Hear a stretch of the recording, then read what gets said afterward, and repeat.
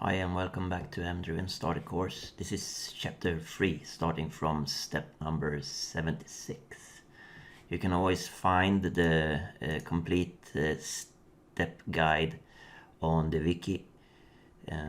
It's on this URL, the 1000 steps program to MDriven. Not sure it's gonna be 1000 steps, but it's gonna be quite a few steps. So we did chapter 1, covering how to get started with the MDriven designer, getting it running, and using the modeler to do simple modeling tasks to create associations and what happens when you delete stuff and things like that, and also starting the debugger.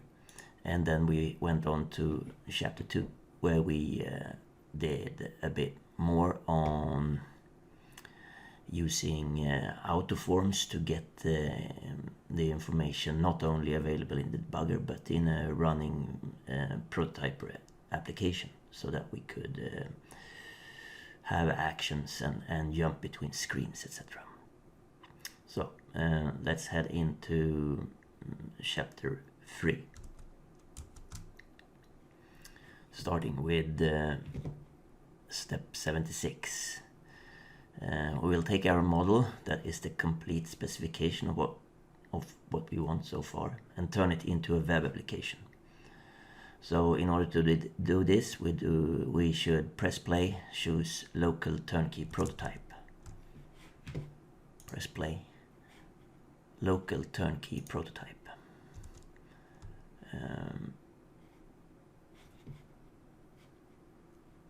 Check MDriven Turnkey Core. This will download the latest turnkey version for .NET Core. Wait for it to download.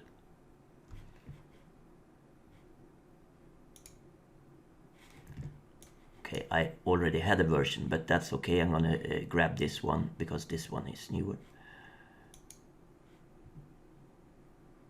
So this will download.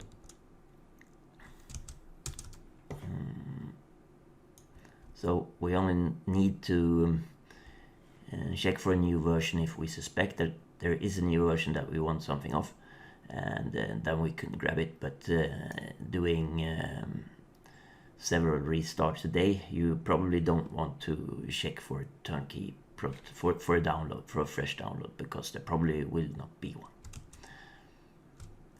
So now this is green, so the download was okay. I'm gonna press this one, because now we're on step 77. Once downloaded, start local MDriven Turnkey Core. So the terminal window should show with a few lines of text. And this is how it should look. If it comes up with a lot of call stacks on different issues, it is most likely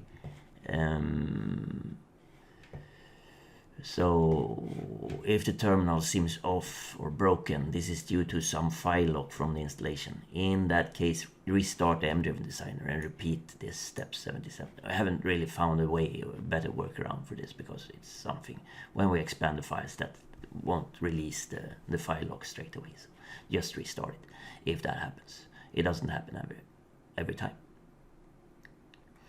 So 78, note the port number. Default is 8182. This will be the address of the web application. Go to browser, navigate to HTTP localhost 8182, or the port number that you have. So what we saw here was that 8182, and I can go to a web browser and go to localhost 8182. And now the web application shows up, and this is the index form. I can now safely close this one and check that this is the page that we see here.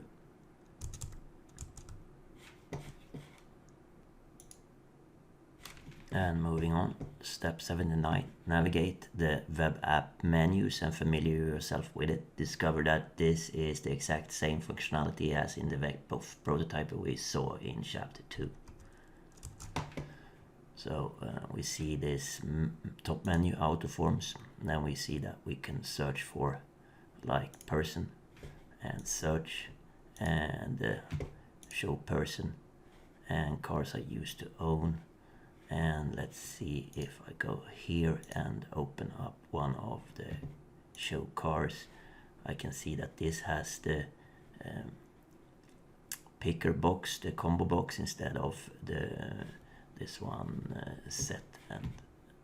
And this was an effect of the auto form setting that we set on the association end prior to generating the auto forms. If I change something here, it will pop up with a save, and if I do multiple changes, it will remember and offer us to undo the last change, and in the end we can cancel to drop all the changes, or we could of course save.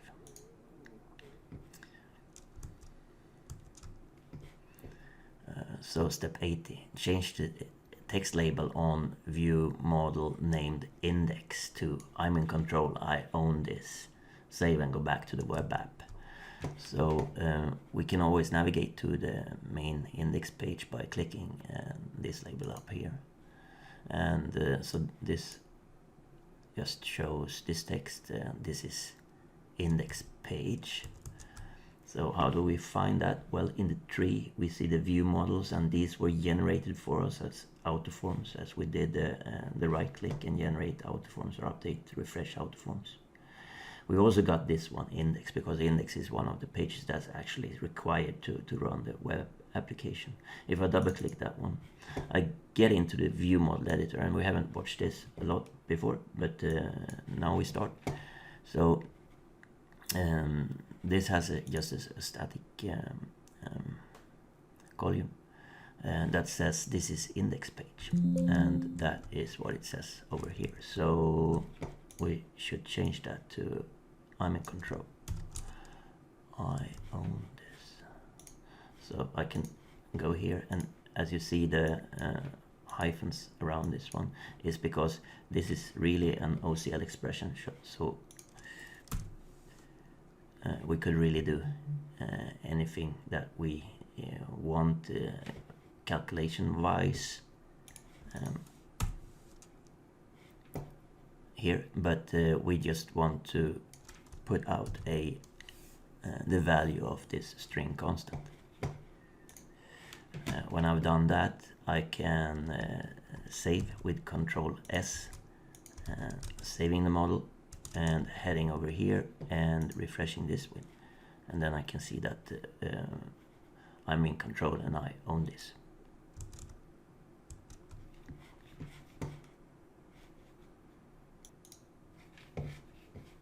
Step 81. In the tree, find the view model autoform person. Double click to go into Viewmodel Editor.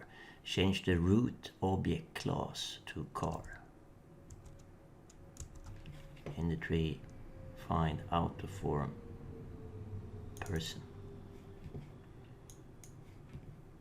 Requires root.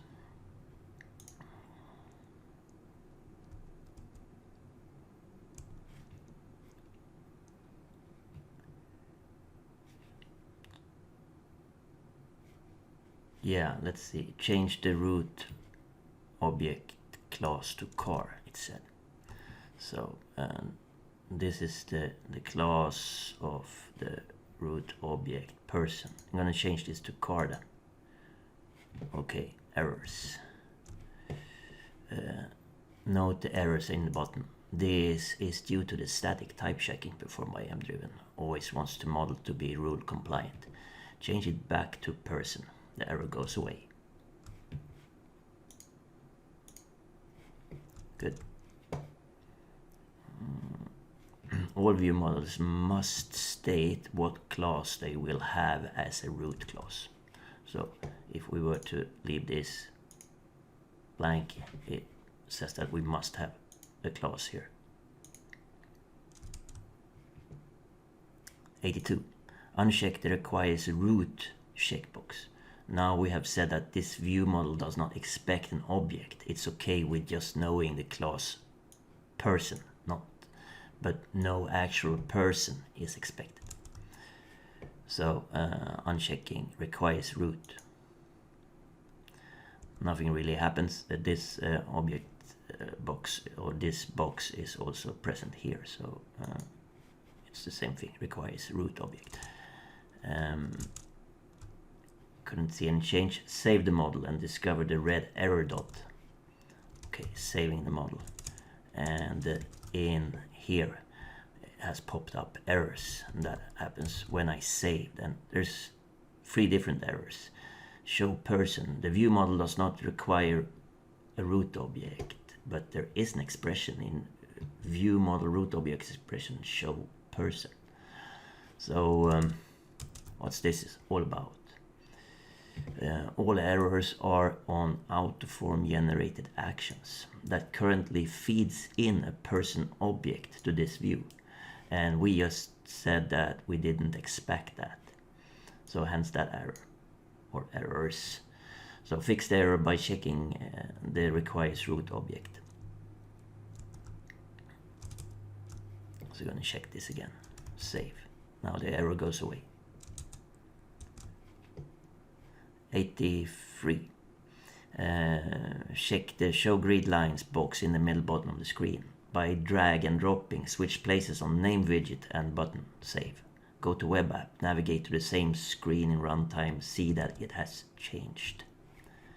Show grid lines. So that highlights the placing grid available here.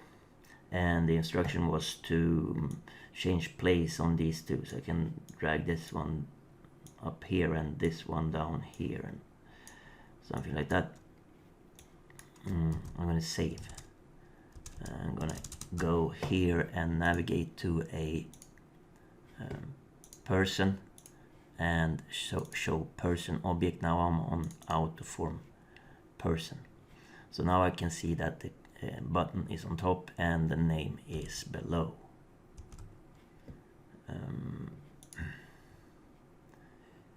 Go to the web app, navigate the same screen in runtime, see that it has changed. Yes. Do yet another small change in the preview, save, switch to browser.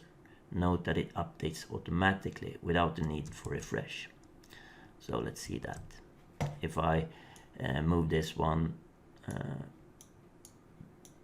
below again, but I'm going to put it to the side to make a change, and then I just save with Control S and head over here. Okay, some kind of hiccup, so we should do a refresh. Now we see that. Let's do another save. I'm gonna move this one up here, save, and now it was updated without the need for a explicit refresh. So that's usually the case. So this is due to the web application not just being static HTML. It's a sophisticated application that discovers changes on the server and refreshes automatically.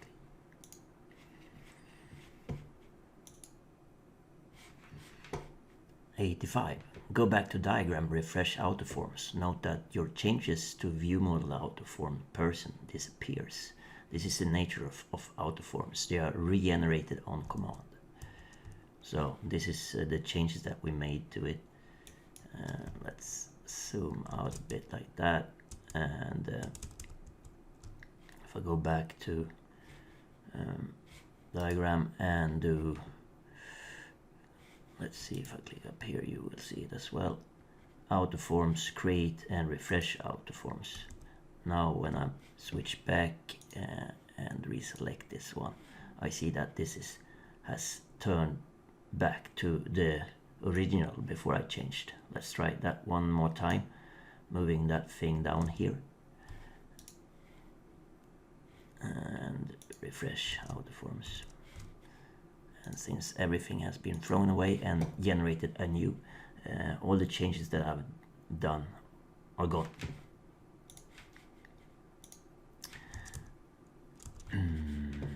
86. fold down the yellow action button in the green Viewmodel tree. Note the header actions leading here. Actions leading here. So there are 3 actions leading here. Here we find actions that in this case all have been created from autoform logic that brings this view up. Click show person action and action definition shows up. Show person action. Double click that. So this is the action definition of show person. This is a class action, person. The class person has this action, and this is the name of the action, and this is what it will do: bring up the view model autoform person, and this is the root object that it will give to this autoforms that requires a root. Since this was a class action, we can use self in this case. So self is the object that has executed the action. And there's this setting as well. The menu group is associated to autoform, so that we sort them in under the autoform label. So 87, right click menu on green Viewmodel header and click menu autoform, adopt this autoform and make it your own. Autoforms, adopt this autoform and make it your own. Notice that there was a new autoform added. So this was the one that I looked at. Okay, maybe since it's adopted, it's actually changed, and we don't consider it being an autoform anymore.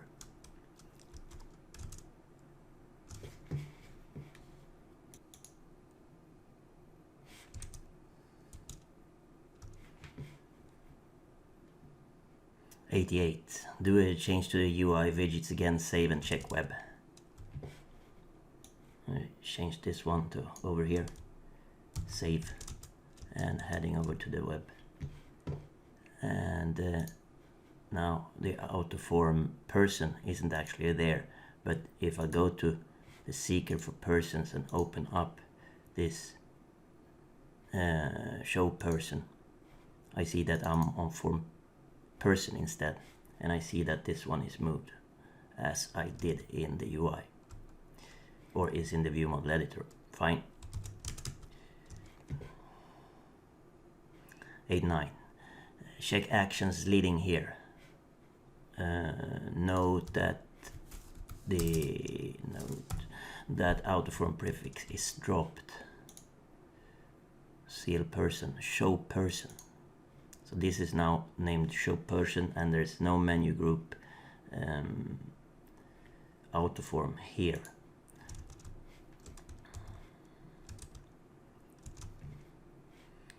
Um, 90. Check model tree. View model person is there and autoform person is gone. View model tree. Oh no, what was it? 90. Check model tree. Yes. So the model tree and this one. So there's no autoforms person, but there's this one person. Right. 91. Now regenerate autoforms again. Autoform person is back and person view model is left intact. Right click, autoforms, create and refresh autoforms. And let's see, view models, autoform person, so that's back, and person, that's the one that we adopted from this one in the previous tasks. So clicking up this and clicking up this, so this is left intact. So person is as we designed it ourselves, and autoform person is back to the regenerated way. Add an attribute age of type integer to class person. Add attribute age in the year. I'm gonna set a question mark at as a last character, because that means it's nullable. So that means that we can also accept no value at all. If we didn't have this, the lowest value that we could accept is 0 or like minus something, but we can't really say that no one has entered a value at all. So nullable is good for that, being able to accept no value whatsoever, not even 0. So added the age attribute and regenerate autoforms. Person view model does not have the attribute age, but autoform person does. Let's see. Autoform, recreate, Viewmodel Editor, autoform person. So now there's this age field that has been added, but the form person, well, this is not an autoform anymore, so this won't automatically follow the definition. It's not something that we would expect a normal form to do.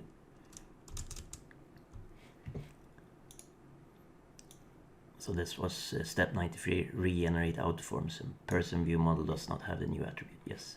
So 94, in Viewmodel Editor, person view model, right click the view model columns in the view model tree and add column, find age, add age view model column. So what we mean is that we are in person, this is not the autoform, and add column, and age is added here for me as a service, and now I have it, so I can put the age over here, save. Heading back to the model, I can see that I'm able to have an age here, and now it's null because there's no age. But maybe I'm like, yeah, like 10. Well, now it was a plus sign. So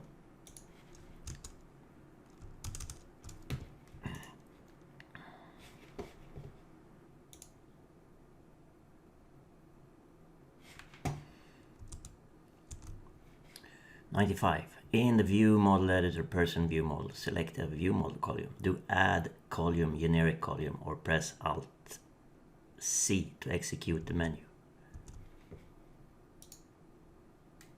Add column, add generic column, Alt C, add generic column, new column, try.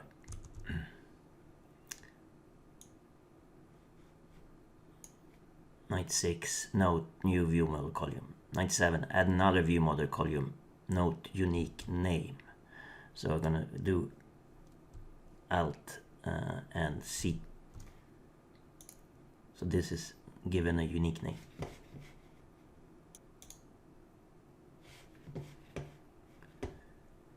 Um, 97, 98, rename new column to new column 2, note the errors, name it back. New column 2, I can go here. Column name is not unique, new column 2. So the column names in a view model must be unique. Name it back. Error gone. So I'm gonna save and check how this looks in the web. So this is person. This is a new column and new column 2, and this is just an object reference because we don't have any expression on it.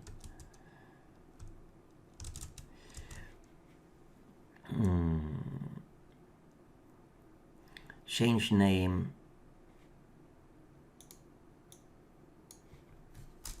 in new column to new column to count case means we put in spaces. Save, check the web.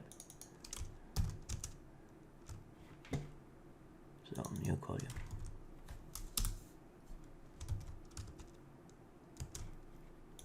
Check the web.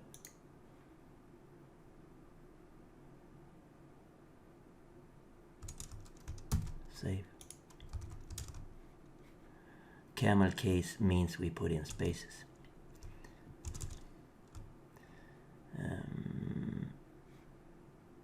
Note the presentation of column. So we hack when we see a capital. So,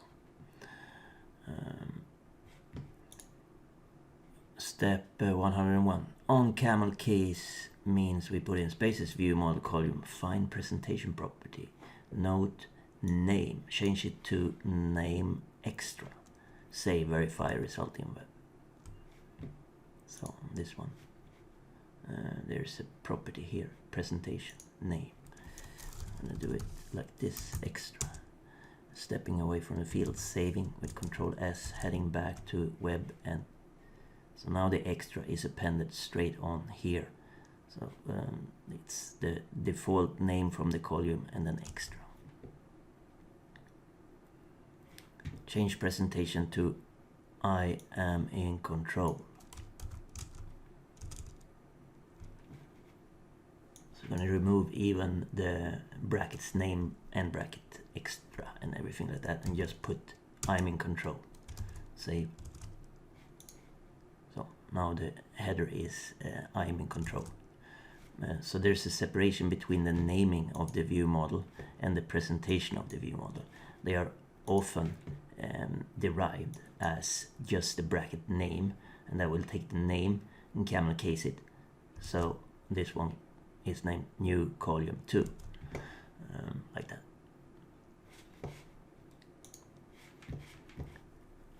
Uh, 103. Go back to attribute H on person class. Find property presentation unit. Set it to text years. Save, check view model editor, check web. So H presentation unit. Years. Stepping away from the field, saving, heading back to view model editor. So nothing special shows here. Checking over to here, I can see that there has been appended a parenthesis with years behind it. So this is a practical way on the model level. Whenever you have stuff that you want to communicate to your users what unit they should use in order to give the correct value, you should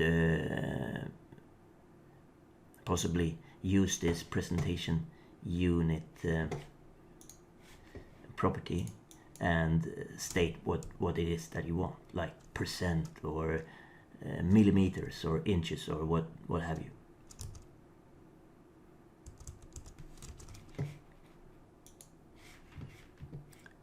104. Add nested view model clause. Cars I used to own by right-clicking view model tree.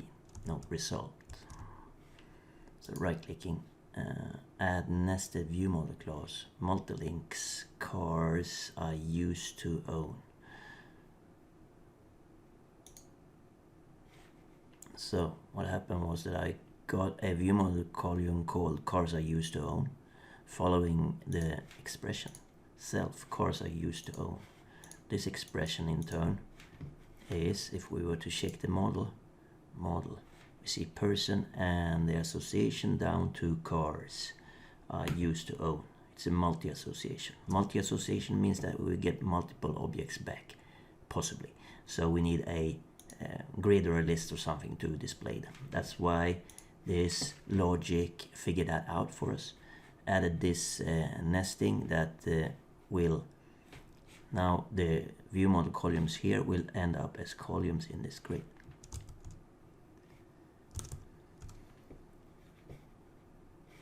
In the nesting, add a new column. Set its expression to self registration number.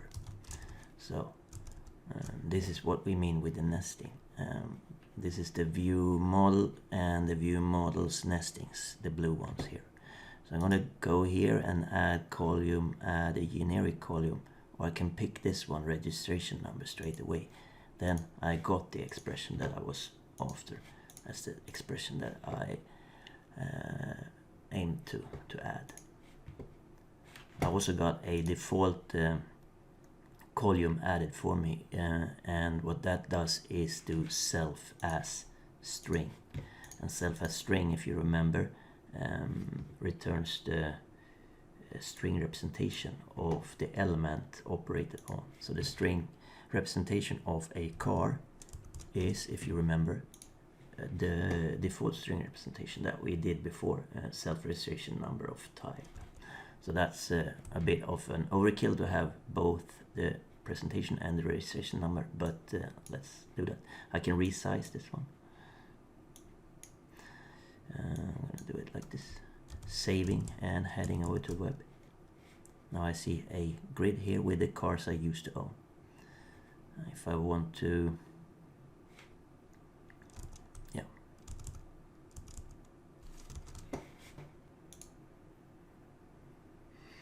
So wrapping up for this chapter, what we have learned is that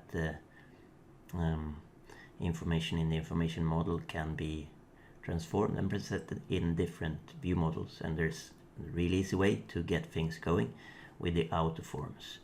But the auto forms are a bit crude and rude, and you very soon want to design your own view models. And the view models both allow you to name the columns the way you want to be clear, but also have a separate presentation, and also the expression for what is actually the data shown. You can do grids and hierarchy stuff with the view models by doing nestings. Good. See you next time.